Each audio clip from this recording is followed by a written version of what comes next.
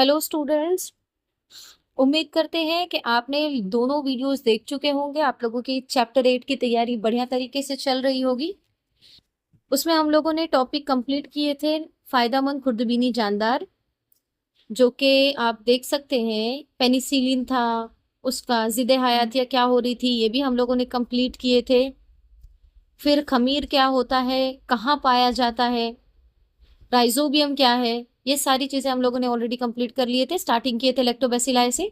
अगर आप में से कुछ स्टूडेंट नए हैं जिन्होंने अभी तक वो वीडियो नहीं देखे हैं, तो ऊपर आई बटन पे क्लिक कीजिए, वहां पर आपको उसका लिंक मिल जाएगा या आप उस वीडियो को विजिट कर सकते हैं।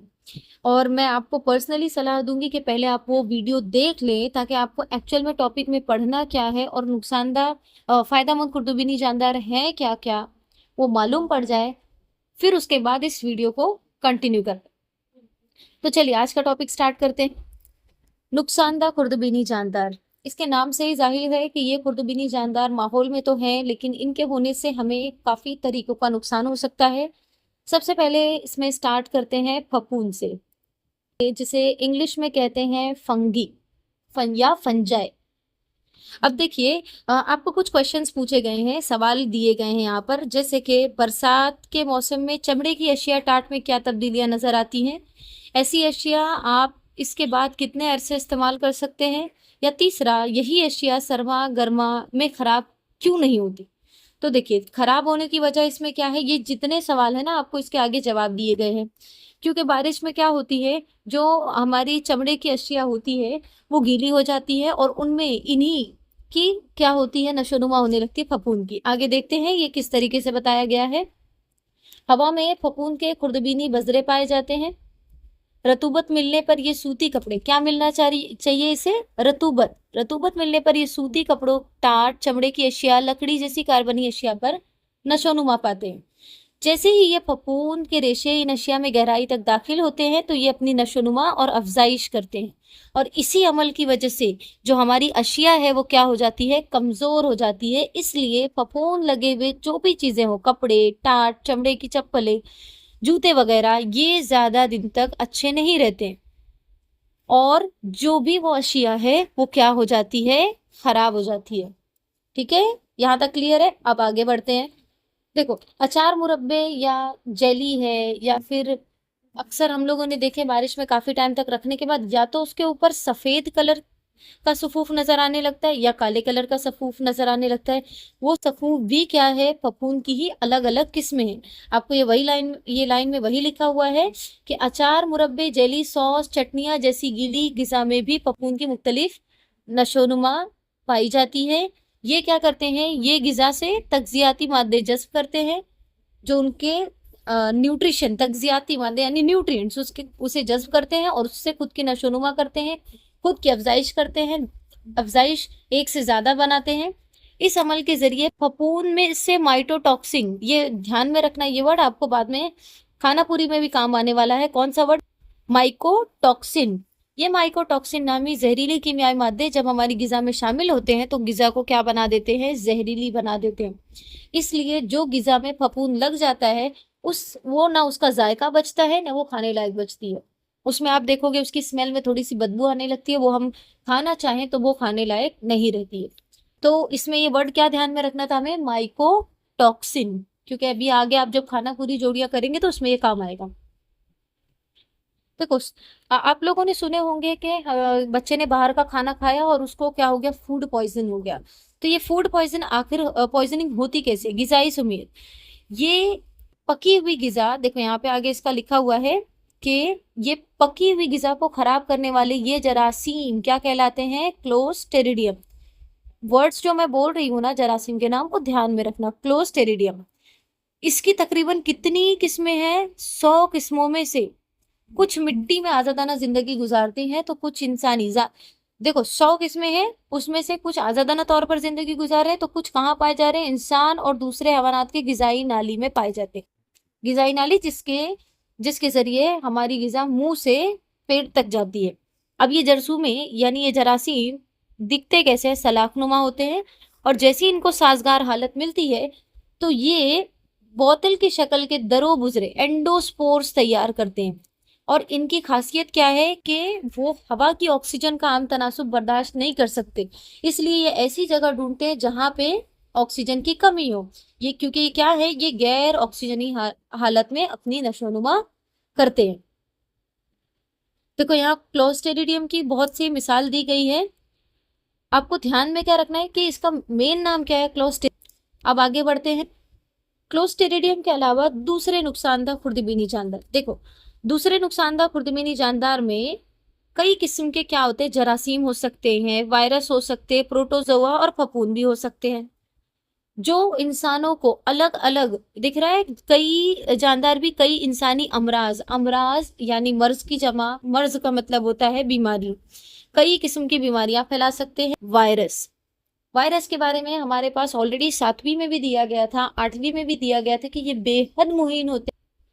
अब हम देखेंगे कि वो हमारे लिए तकलीफदा क्यों है, क्या क्या बीमारियां इनसे हो सकती है। इसमें से बाहर ऐसी बीमारियां, ऐसे अमराज है जिनके बारे में आप लोगों ने पहले से जानते हो और पहले से सुने हुए भी हो। यहाँ पर आपको सबसे पहले दिया गया है एड्स। एड्स ये किस वजह से हो रहा है, वायरस की वजह से। एड्स का फैलाव किस तरीके से हो सकता है, एड्स के मरीज के जिस्म का खून, अगर वो जिस्म का खून जैसे ब्लड डोनेशन कर रहे हैं या किसी वजह से एक दूसरे का इंजेक्शन, जैसे डॉक्टर ने एड्स के पेशेंट को जो इंजेक्शन लगाया था वो आपको लगा दिया, तब भी फैल सकता है। मादा मनविया, माँ का दूध, इन तमाम वजूहात की वजह से एड्स का फैलाव हो सकता है। इनकी रोकथाम कैसे करें, इंजेक्शन और सुइयों का बार बार इस्तेमाल ना करना। दूसरा, महफूज जिनसी ताल्लुक। इसके अलावा दूसरा आपको क्या बताया गया है, दूसरा आपको बताया गया है यरकान। यरकान वायरस की वजह से फैलता है और इसकी वजह क्या है, आलूदा पानी गिजा। इससे बचना कैसे, जैसे आलूदा पानी गिजा है तो साफ छना हुआ पानी, आलूदा गिजा बोली गई थी तो गिजा को ढांक कर रखें, साफ सफाई मेंटेन रखें। फिर आता है इन्फ्लुएंजा, ये भी वायरस है। खसरा, छोटी चेचक, ये भी वायरस है। बर्ड फ्लू और स्वाइन फ्लू, ये दोनों भी बीमारियां बहुत ज्यादा वायरल थी। बर्ड फ्लू जो है वो बर्ड्स में पाया जाता था, परिंदों में, और स्वाइन फ्लू जो है इसका शिकार जानवर होते थे। इसके अलावा इनके जो तदारुक है वो सब आसान है, जो आप खुद से पढ़कर उसे समझ सकते हैं, जैसे कि सफाई रखना अभी जैसे ये बर्ड फ्लू और स्वाइन फ्लू का था, तो बाज औकात हम लोग कुछ परिंदों का या कुछ जानवरों का गोश्त इस्तेमाल करते हैं, तो वो जो गोश्त हम इस्तेमाल कर रहे हैं वो अच्छी तरीके से पकाया हुआ हो। इसके अलावा और भी दीगर बीमारी, जैसे कि डेंगू, जैसे आप डेंगू बुखार कहते हैं, इसमें हम सब जानते हैं किस वजह से होता है, वायरस, जो कि मच्छर का डंक, मच्छर के काटने से हो रहा है। अब मच्छर कहाँ पाए जाएंगे, जब साफ सफाई मेंटेन नहीं होगी या पानी ठहरने लगेगा, गटर का पानी रुकना है, गटर का जाम होना। तो इसका इलाज क्या है, पानी को नहीं रुकने देना है, माहौल को साफ सुथरा रखना है और मच्छरों का खात्मा करना है। इसके बाद है निमोनिया। निमोनिया भी जरासीम की वजह से होता है, जिसमें क्या हो रहा है, मरीज के जरिए हवा में शामिल होने वाले मुहिम कतरात। तो इसके लिए करना क्या, हमें उसका टीका, मखसूस टीका लगवाना है और मरीज से जब तक वो ठीक ना हो जाए उससे दूर रहना है। जजाम, हैजा, मलेरिया, ये सभी तरीके की जो बीमारियां आपको बताई गई है, ये किन से हो रही थी, निमोनिया, जजाम, हैजा जरासीम से, और मलेरिया किससे हो रहा था, प्रोटोजोआ से। बालों में आपने बफा देखे हैं, दांत, चिल पर धब्बे, ये सारी वजह किस वजह से होती है, फफूंद की वजह से।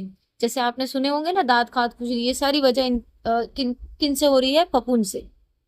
जब तक मरीज पूरी तरीके से ठीक नहीं हो जाता, मरीज से क्या रखनी है, दूरी बरकरार रखनी है। इसके अलावा आपको दिया गया है कि मालूमात हासिल कीजिए कि खुर्दबीनी जानदारों के जरिए नबातात और हैवानात में कौन कौन से अमराज होते हैं और उन पर क्या तदाबीर की जा सकती है, आपके जनरल नॉलेज के लिए है।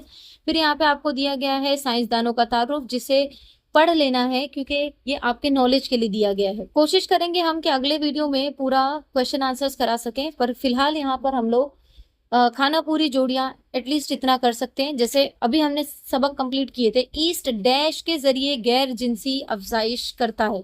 तो ईस्ट किसके जरिए गैर जिनसी अफजाइश कर रहा है, देखिए शक्ल में समझने की कोशिश करते हैं। मैंने फर्स्ट वीडियो में आपको समझाई थी कि यहाँ पर ईस्ट में क्या हो रहा है, ईस्ट में ये जो खमीर है यहाँ पर क्या हो रहे हैं, यहाँ पर क्या बन रहे थे, ये जो कलीनुमा उभार हो रहा था, ये इसे क्या कहते हैं, कलियाव कहते हैं। तो इसका जवाब हमें क्या मिलेगा कि ईस्ट में किसके थ्रू हो रहा है, कलियाओं के थ्रू। किसके थ्रू हो रहा है? कलियाओं के। दूसरा, फफूंद से तैयार होने वाले जहरीले कीमिया जात को डैश कहते हैं। हमने ये भी पढ़ चुके हैं कि फफूंद के जरिए तैयार होने वाले जहरीले कीमिया जात, मैंने आपको अंडरलाइन भी कराई थी, उसे क्या कहते हैं? माइकोटॉक्सिन। क्या कहते हैं? माइकोटॉक्सिन।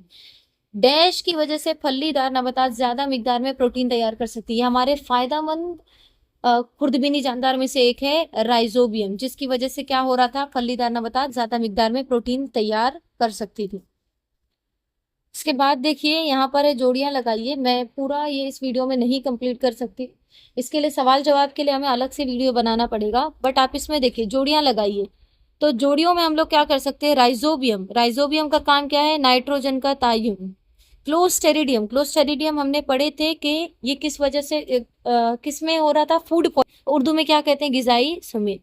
पेनिसिलियम। पेनिसिलियम एक तरीके का जिद्द हयातिया यानी एंटीबायोटिक है। और यीस्ट कौन सी चीजों में पाया जा रहा था? बेकरी चीजों में, जिसमें क्या हम लोग देख रहे थे? पाव है, ब्रेड है, इन सारी चीजों में। ठीक है, देखिए नेक्स्ट क्वेश्चन। नेक्स्ट क्वेश्चन में पूछा गया आपको कि जेल की अशिया में से कौन कौन से खुर्दबीनी जानदार पाए जाते हैं, उनके नाम लिखिए। अब दही। दही में हम लोगों ने क्या पढ़े थे? लैक्टोबैसिली पाया जाता था। देखिए खमीर किन किन चीजों में पाया जा रहा था, मैं उसको उस तरीके से अंडरलाइन कर रही हूँ। ग्रीन कलर का मतलब समझ जाना, खमीर। पाव में खमीर पाया जा रहा था, इडली में पाया जा रहा था, इडली भी सूजी सूजी होती ना, स्पॉन्ज जैसी, डोसे में पाया जा रहा था। इसके अलावा अगर आप ध्यान देंगे तो ये फलीदार पौधों की जड़ों पर गांठें, इसमें क्या था? राइजोबियम। क्या था इसमें? राइजोबियम। और ये जो रेड कलर का मैं अंडरलाइन कर रही हूँ, आलू का खराब हो चुका साग, इसमें क्या था? क्लोस्टेरिडियम। देखिए दही में क्या था? दही में लैक्टोबैसिलाई। पाव, इडली, डोसा, इसमें खमीर पाया जा रहा था। फलीदार पौधों की जड़ों पर गांठें, इसमें हमने क्या देखे? राइजोबियम। और आलू का खराब हो चुका साग, यानी यहाँ पर क्या पाया जा रहा है? क्लोस्टेरिडियम। फिलहाल आज की वीडियो में इतना ही। आई होप आपको ये अच्छे से क्लियर होगा, और कोशिश करेंगे हम लोग क्वेश्चन आंसर्स के लिए वीडियो बनाने की।